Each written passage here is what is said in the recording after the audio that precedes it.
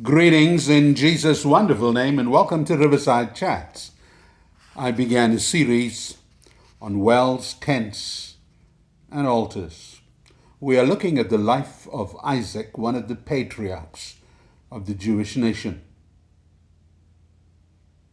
Our text is Genesis 26. In the last program, I went through the entire chapter. I made commentary on it to introduce you to what I'll be saying in the next few episodes. As we look at Isaac, Isaac is presented in the scriptures as a weaker patriarch than his father Abraham and his son Jacob. The patriarchs of the Jewish nation are the fathers of the Jewish nation. The Greek word for father is pater. So patriarchs, or the word patriarch, comes from that root word. Abraham is called the friend of God. Abraham had a tremendous relationship with God. God had commanded him to leave Ur of the Chaldees. Abraham's father was involved in making idols. They worshiped the sun and the moon. God was creating with Abraham a nation. Abraham was Semitic. We are familiar with the term anti-Semitic. Descendants of Shem. While Isaac is presented as a weak patriarch, he's not that weak. We see Isaac following his father's footsteps. He made the same mistakes his father made, calling his wife his sister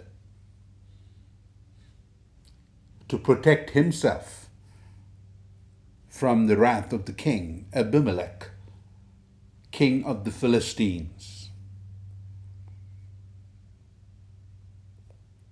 Isaac was in love with his wife Rebekah. You remember the providential circumstances that brought Rebekah to Isaac. Eliezer, the chief servant of Abraham, was asked to seek a bride for Isaac, his master.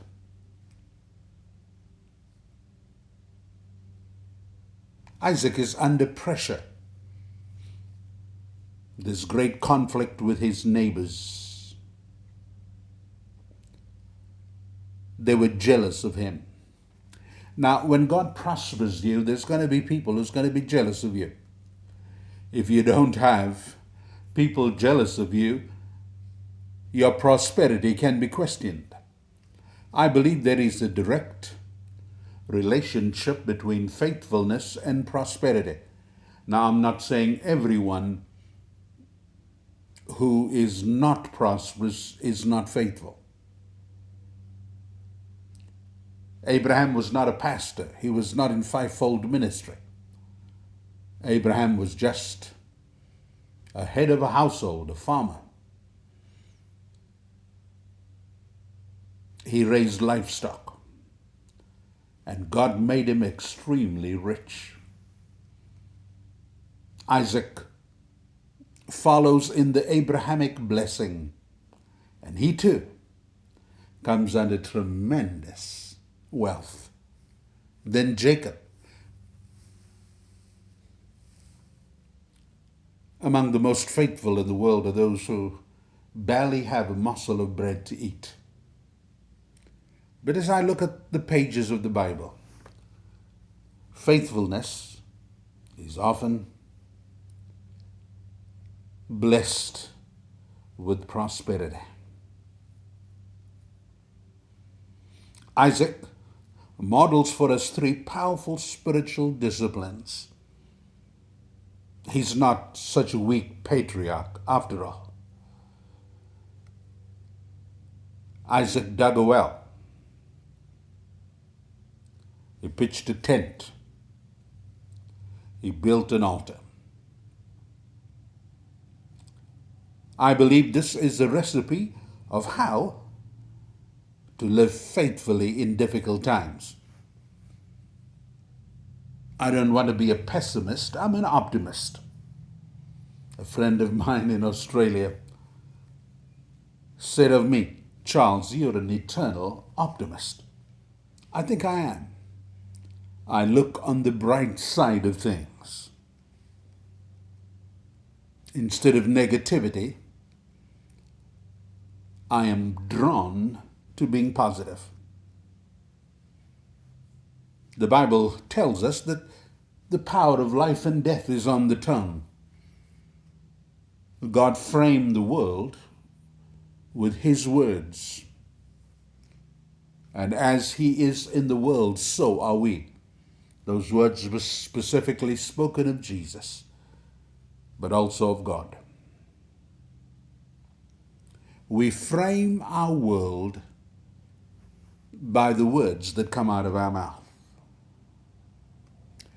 We're going to look firstly at what I call he dug a well. The Bible tells us that Isaac sowed in the time of famine, and he reaped 100-fold. That is found in Genesis chapter 26. God is the God of the 100-fold.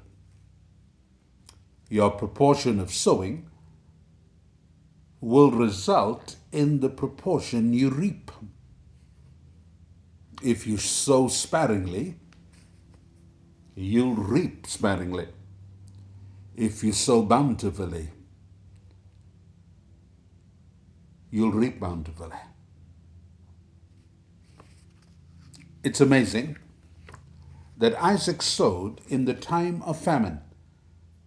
In the time of famine, there's a shortage of food. There's tremendous drought. The land is barren. It is not supposed to produce. But against all odds, God blessed his sowing. In his case, he sowed crops. Often we equate sowing with money. Nothing wrong with that, because most of our sowing can be funneled into money. Money is the currency that we use to buy things. He sowed in the time of famine, and he reaped 100-fold. Your location does not determine your blessing. Your social status or your pedigree does not determine your blessing. God can bless you in spite of your location, in spite of your social standing, in spite of your pedigree. You may not be white or black or Asian. Your race doesn't determine your blessing. He reaped 100-fold. You remember the parable of the sower and the seed. Some fell on stony ground. Some fell on shallow ground. But some fell right at the right place. As you sow, you reap. Sometimes you reap 30-fold. And you reap 60-fold. And sometimes you reap 100-fold. I like the 100-fold. Extravagant sowing. will result in extravagant reaping. The Philistines envied him. What did they do to prevent his prosperity? They put earth, they put mud, they put soil into the wells. But if God wants to bless you, no man can stop the blessing. You see, Abraham had dug the wells, or his servants had dug the wells.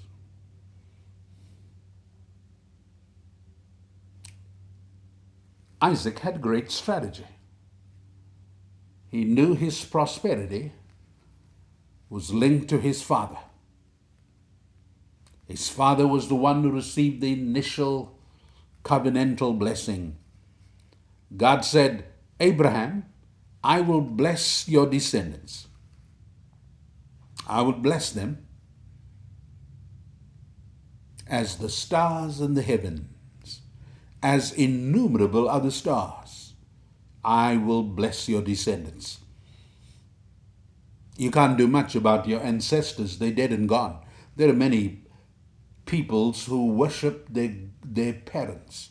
Now, I love my dad. He was a great man. But God forbids me to worship my parents. Some people, out of a guilt trip, maybe not being good to their parents, deify them when they die. Do all you can for your parents while they're alive. My mom is 84 years old. We're so glad to have her. I'm not a whole lot, she's not a whole lot older than me. She's only 17 years older than me. You can't do a lot about your ancestors, but you can do a whole lot about your descendants.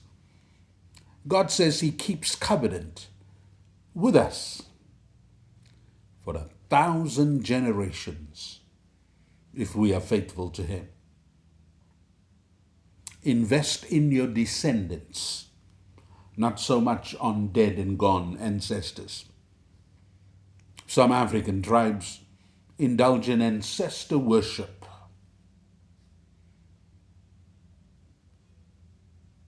God wants us to worship the God of heaven.